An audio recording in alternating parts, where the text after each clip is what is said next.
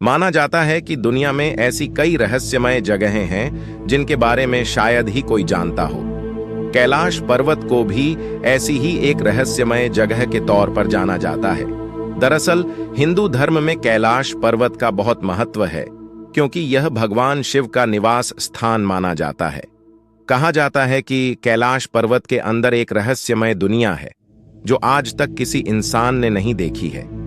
इसकी वजह यह है कि इस पर्वत पर आज तक कोई चढ़ ही नहीं पाया है, लेकिन ऐसा नहीं है कि इस पर चढ़ने की कोशिश किसी ने नहीं की हो।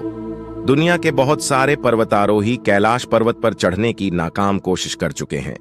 इसमें हैरानी की बात यह है कि इस पर्वत की ऊंचाई करीब 6,638 मीटर है, जबकि दुनिया की सबसे ऊंची छोटी माउंट एवरेस्ट की ऊंचाई उससे कहीं ज्यादा 8,848 मीटर है और एवरेस्ट पर हजारों लोग चढ़ चुके हैं, लेकिन कैलाश पर्वत पर आज तक कोई नहीं चढ़ पाया।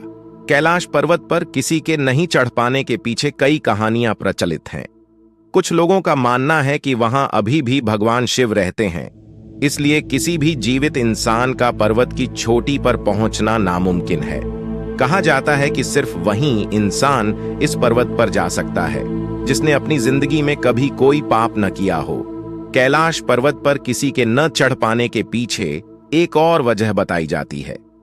कहा जाता है कि पर्वत पर थोड़ा सा ऊपर चढ़ते ही व्यक्ति दिशाहीन हो जाता है, उसे समझ में ही नहीं आता कि जाना कहां है, और चूंकि पर्वत पर बिल्कुल खड़ी चढ़ाई है, ऐसे में बिना दिशा का ज्ञान हुए चढ़ाई करना मौत के मुंह में जाने के समान है।